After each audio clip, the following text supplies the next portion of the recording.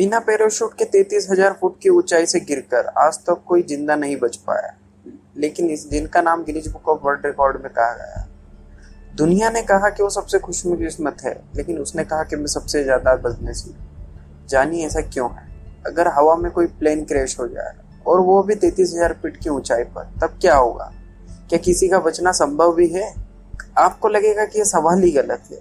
क्या भला 33,000 ऊंचाई पर कोई प्लेन क्रैश हो जाए और उसके टुकड़े हो जाए, फिर भी इंसान की जान बच जाए? ये सोचना ही गलत है। पर आज किस्सा क्राइम का मैं उस प्लेन क्रैश की कहानी सुनाने वाला हूँ, जिसमें एक लड़की जिंदा बच गई थी। वो बिना पैराशूट के नीचे गिरी, पर उसके सांसें चलती रही। जिसे लोग कहते थे कि वो दुनिया की सबसे खुशकिस्मत लड़की है, लेकिन वो लड़की खुद को दुनिया की सबसे बदकिस्मत लड़की बताती है। जानिए पूरी कहानी क्या है, पूरी वीडियो को जरूर देखिए। नमस्कार, मैं हूँ वरुण और स्वागत है आपका हमारे YouTube चैनल किस्सा क्राइम का। उम्मीद है आप लोग अच्छे हों।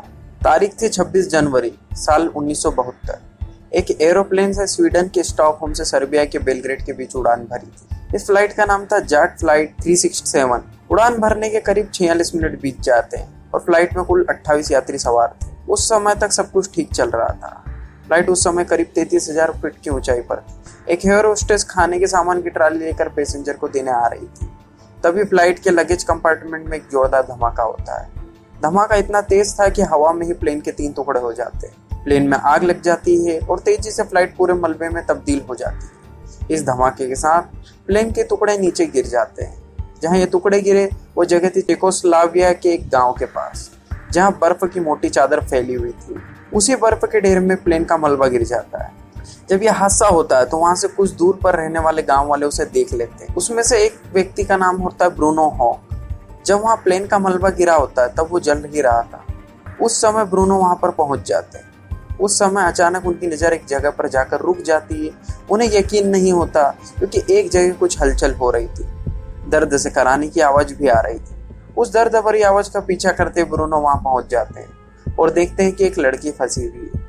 चूंकि ब्रूनो दूसरे विश्व युद्ध में मेडिकल टीम का हिस्सा रह चुके होते हैं, इसलिए उन्होंने तुरंत उस लड़की को बेहोशी संभाल कर बाहर निकाला और उसे फर्स्ट एड भी दे दिया।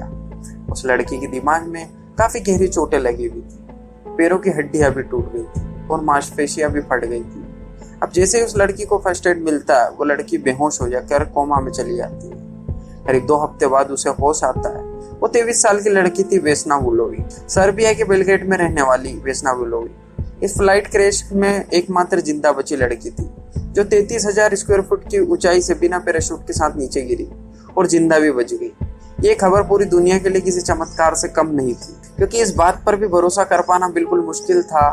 खुद वेस्ना वुलोवी को भी ये यकीन नहीं था कि आखिर वो जिंदा बची तो बची कैसे। पर उस समय उसके कमर से निचला वाला हिस्सा जो था वो पैरालाइज्ड हो चुका था। वो चल नहीं सकती थी। पर फिर भी ये चमत्कार हुआ कैसे, वो बच कैसे गई, इस पर रिसर्च सी होने लगी। आखिर वेस्ना वुलोवी के जिंदा बचने की वजह क्या थी? असल में इसके पीछे कई वजहों का पता चलता है, जिसके चलते प्लेन में एकमात्र वही लड़की बच सकी थी। दरअसल इसके पीछे बड़ी वजह थी वेस्ना वुलोवी का लो ब्लड प्रेशर का होना। दूसरी वजह थी, जब यह हादसा हुआ तब वो खाने की ट्रॉली लेकर आ रही थी। उस समय प्लेन क्रैश हुआ था और 3 टुकड़े हो गए, तो ट्रॉली प्लेन के एक हिस्से में टकराकर फंस जाती है। इसी प्लेन और ट्रॉली के बीच के स्पेस में वेस्ना ऐसे फंसी कि वो दोनों तरफ से कवर हो गई थी।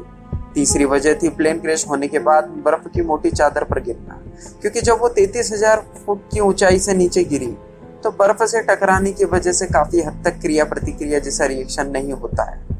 अब यहाँ पर यह भी सवाल उठता है कि आखिर वेस्ना को लो ब्लड प्रेशर की वजह से कैसे जान बची। दरअसल में जब किसी को लो ब्लड प्रेशर होता है तो उसे किसी फ्लाइट में नौकरी ही नहीं मिल सकती, लेकिन वेस्ना को एरोप्लेन में काम करने की इच्छा बहुत थी। इसके पीछे की कहानी यह है, वेस्ना एक बार फ्लाइट से लंदन घूमने गई थी। उस दौरान उसे लगा कि फ्लाइट अटेंडेंट बन सकती है, इसीलिए 22 साल की उम्र में वो अपने सपने को पूरा करने के लिए एक दोस्त से मिलती है। साल 1971 में उसे सर्बिया की नंबर 1 एयरलाइंस में नौकरी मिल जाती है, लेकिन नौकरी मिलने की कहानी भी बड़ी इंटरेस्टिंग होती है। दरअसल वेस्ना वुलोवी को एयरलाइंस में नौकरी नहीं मिलनी चाहिए थी, क्योंकि उसका ब्लड प्रेशर लो रहता था। लेकिन लिखित परीक्षा पास करने के बाद भी उसकी मेडिकल जांच होने वाली थी। तब वो काफी मात्रा में कॉफी पी लेती, क्योंकि कॉफी पीने से ब्लड प्रेशर बढ़ जाता है। यानी लो ब्लड प्रेशर अब नॉर्मल हो गया था और मेडिकल जांच में वो पास हो जाती। इस तरह उसे एयरलाइंस में नौकरी मिल जाती है। इस हादसे से 8 महीने पहले ही उसने नौकरी ज्वाइन की थी। 26 जनवरी 1972 को जब यह हादसा होता है, उस दिन भी इत्तेफाक से उस फ्लाइट में वेसना को नहीं होना था। असल में उस फ्लाइट में वेसना नाम की दूसरी लड़की की ड्यूटी थी, लेकिन नाम समान होने की वजह से स्टॉकहोम से बेलग्रेड जाने वाली फ्लाइट में वेसना बुलोक की ड्यूटी हो गई थी। इस हादसे के बाद 28 यात्रियों क्रू मेंबर्स में से एकमात्र जिंदा बचने के बाद वेसना बुलोक को पैराग्वे के हॉस्पिटल में इलाज के लिए भर्ती कराया जाता है। उसके इलाज के करीब 10 महीने बाद ही वेसना फिर से चलने फिरने लगती है, लेकिन उसकी शारीरिक हालत ऐसी हो गई थी कि वो कभी मां नहीं बन सकती थी। इसके बावजूद भी वो शादी तो करती है, पर जल्दी तलाक भी हो जाता है। वेसना बुलोक एयरलाइंस से फिर से ड्यूटी ज्वाइन करने की बात कहती है, पर उसे मना कर दिया जाता है, क्योंकि कोई भी उसे फ्लाइट में देखता है तो उसे उस फ्लाइट के एक्सीडेंट की बात याद आ जाती है और लोग डर जाते हैं। लेकिन यहाँ ये जानना भी जरूरी कि आखिर 33,000 फुट की ऊंचाई पर वह हादसा हुआ कैसे था। तो बताया ऐसा जाता है कि यह हादसा नहीं था, बल्कि आतंकी हमला था। बम को किसी सूटकेस के जरिए फ्लाइट कंपार्टमेंट में रखा गया था। उस जमाने में एयरपोर्ट पर आज के जमाने जैसी चेकिंग बिल्कुल नहीं होती थी, लेकिन इस घटना से जुड़े संदिग्ध आतंकियों के बारे में आज तक कोई भी सुराग नहीं मिल पाया है।